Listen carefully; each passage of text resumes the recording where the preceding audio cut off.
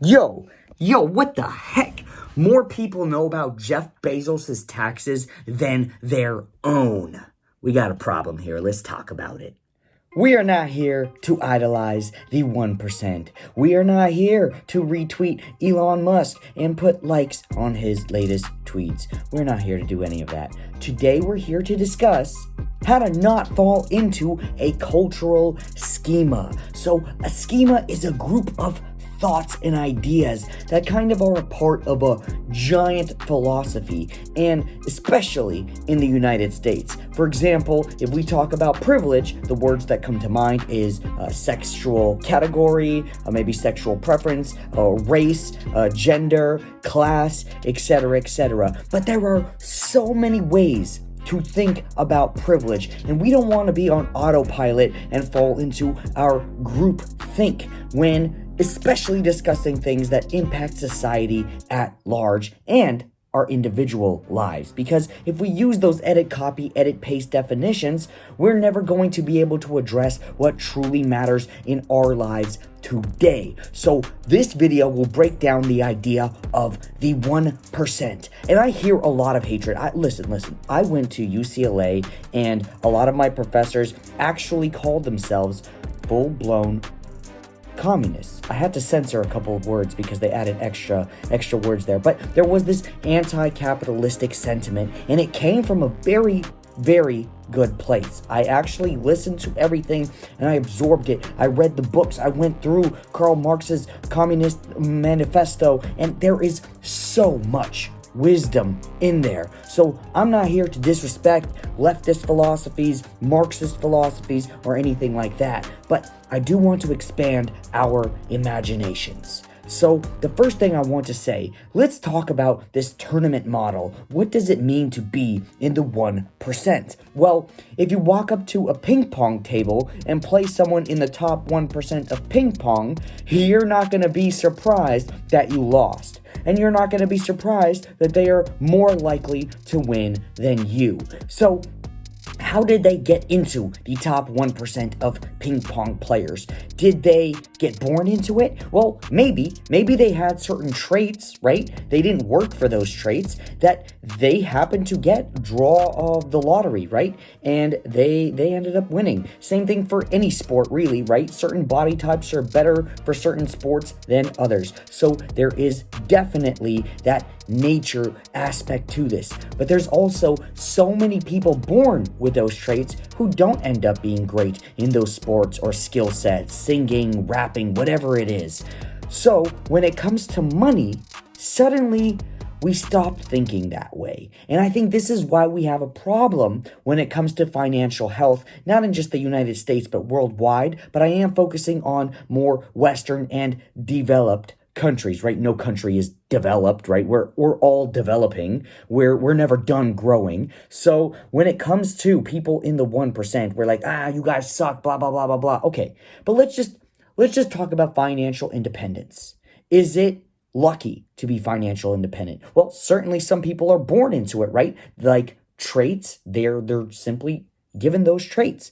But most people who inherit in huge amounts of wealth, they end up losing it within 2 generations. Most lottery winners who inherit or receive millions of dollars end up being broke and bankrupt within 5 years. Actually, your odds of a bankruptcy are higher when you win the lottery than before you win the lottery.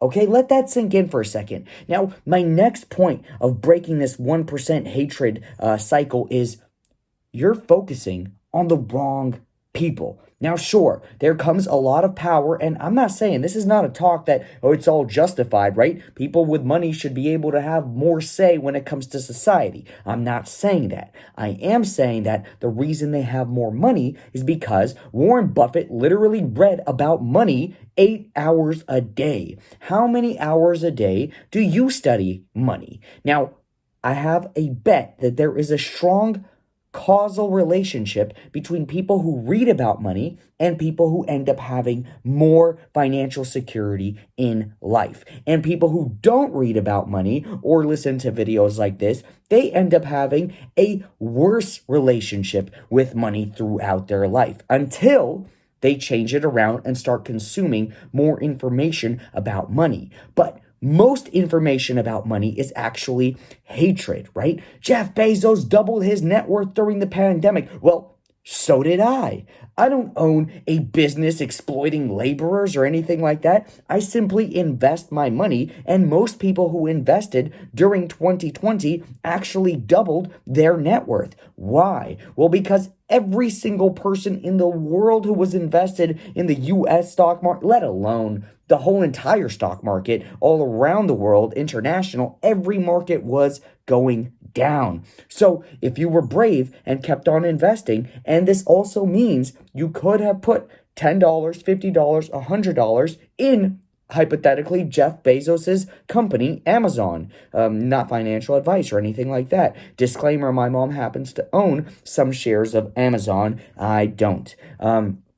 And your money would have grown proportionally with Jeff Bezos's money. That's amazing. We live in the 21st century and we know more about Jeff Bezos's taxes than how to optimize our own, right? And this goes towards Republicans too and conservatives. They're looking at Hunter Biden's taxes and all of that, and liberals and progressives, they look at Democrats, they look at Donald Trump's taxes instead of looking at their own. How do we optimize this? Here is a set of rules, and we're playing a game, right? I don't mean to belittle our lives by equating it to a game. It's just a metaphor because there is rules governed behavior. And most of us are running through a capitalistic society without bothering to learn the rules. How do I increase my credit score? What makes up a credit score? How do you invest? What is a Roth IRA? I get tax sheltered accounts that people like Bill Gates and Jeff Bezos cannot have access to because they make too much money. There's ways to get a tax credit back if I am investing while living underneath the poverty line. What? Now, I'm not shaming anyone who simply does not make enough income to survive and invest at the same time. However, I am saying most people find a way to get a pack of cigarettes, to get some alcohol, to get things that are distractors. They don't build up to anything in your life. In fact, they build up other people's lives, people who hate you. You are investing in a system that you don't like when you buy things like cigarettes, alcohol, and things that don't better your life. When you're going in debt to finance a car that you cannot afford. Now, I get it. Some people have to get from point A to point B, and they have to go in debt at first. They may not have the privilege. They may not be born with the traits to comfortably get a lump sum of money borrowed from their family members or even gifted. A lot of people get cars gifted to them. Not everyone has those privileges. I understand. But again, privilege is something that needs to be discussed with you one-on-one with yourself in context of your life. Do you pay rent? Right? A lot of people I came up with, they didn't pay rent from age 18 to 22 because that's just their family culture. But that happens to be my family culture. I invested every dollar that would have been rent. So that's the key here. Analyze your life, not the 1% people, not the people who don't really matter to you, right? Look at you first. And that's a cliche. Before you change the world, you got to change yourself. Everyone says that. J. Cole says that. Shout out to Jermaine. I love J. Cole. For Your Eyes Only is a beautiful tape. If you guys like For Your Eyes Only, then I hope you enjoyed this video because this was for your ears only. And we can all make it here. I sincerely believe that everyone who actually watched this video all the way to this point, you have the power. Maybe you don't know that you have the power, but you have the power to change your life for the better when it comes to your finances, when it comes to your spirituality, when it comes to your relationships. It is all possible as long as you start to work on it because it is a skill set. Money is a skill set, just like sports, just like relationships. It's all skill sets. If you don't work on those skills, if you don't grow your money-making muscles, if you don't work on your investing muscles, on your credit score building muscles, well, guess what? You're not going to have muscles. And with that, like and subscribe to your boy if you enjoyed this rant. Send it to a friend who needs to hear something like this. And again, this is a framework. It's not meant to be the truth. It's a truth.